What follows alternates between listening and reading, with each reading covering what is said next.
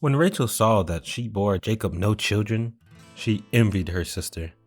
She said to Jacob, "Give me children, or I shall die." Jacob's anger was kindled against Rachel.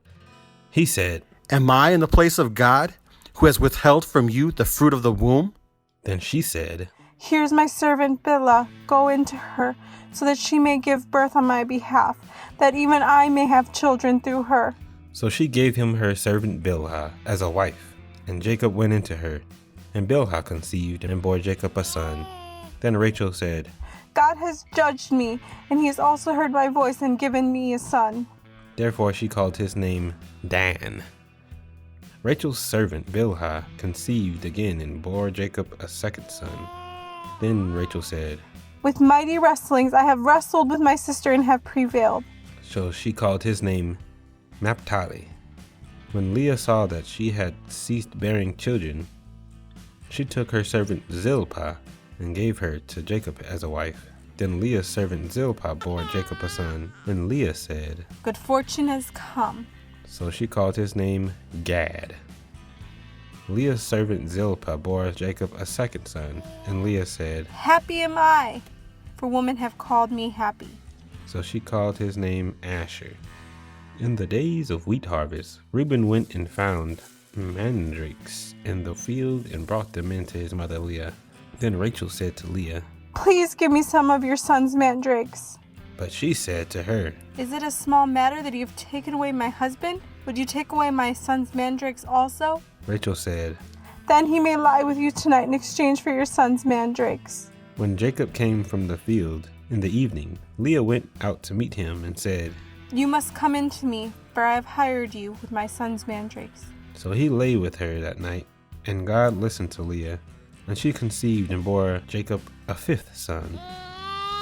Leah said, "God has given me my wages because I gave my servant to my husband." so she called his name Issachar.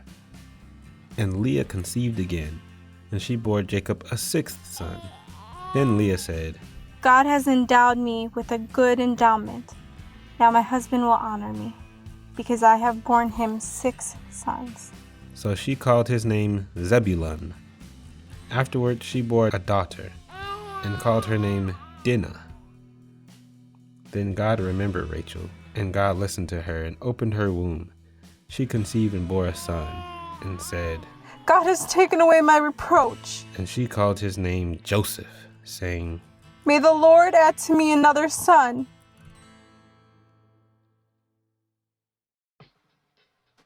As soon as Rachel had borne Joseph, Jacob said to Laban, Send me away, that I may go to my own home and country. Give me my wives and my children, for I have served you, that I may go, for you know the service that I have given you. But Laban said to him, If I have found favor in your sight, I have learned by divination that the Lord has blessed me because of you. Name your wages, and I will give it. Jacob said to him, You yourself know how I have served you, and how your livestock has fared with me. For you had little before I came, and it has increased abundantly. And the Lord has blessed you wherever I turned. But now when shall I provide for my own household also? He said, What shall I give you? Jacob said, You shall not give me anything. If you will do this for me, I will again pasture your flock and keep it. Let me pass through all your flock today, removing from it every speckled and spotted sheep and every black lamb, and the spotted and the speckled among the goats, and they shall be my wages. So my honesty will answer for me later.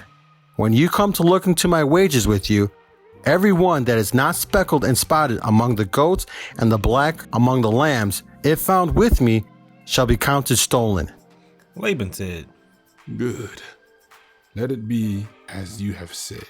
But that day Laban removed the male goats that were striped and spotted, and all the female goats that were speckled and spotted, every one that had white on it, every lamb that was black, and put them in the charge of his sons. And he set a distance on 3 days' journey between himself and Jacob pastured the rest of Laban's flock. Then Jacob took fresh sticks of poplar and almond and pine trees, and peeled white streaks in them, exposing the white of the sticks. He set the sticks that he had peeled in front of the flocks on the troughs, that is, the watering places where the flocks came to drink. And since they bred when they came to drink, the flocks bred in front of the sticks, so the flocks brought forth striped, speckled, and spotted. And Jacob separated the lambs and set the faces of the flocks toward the striped and all the black in the flock of Laban. And he put his own droves apart and did not put them with Laban's flock.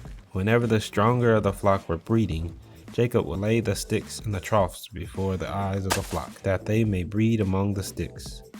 But for the feebler of the flock, he would not lay them there, so the feebler would be Laban's, and the stronger Jacob's. Thus the man increased greatly and had large flocks, female servants and male servants, and camels and donkeys.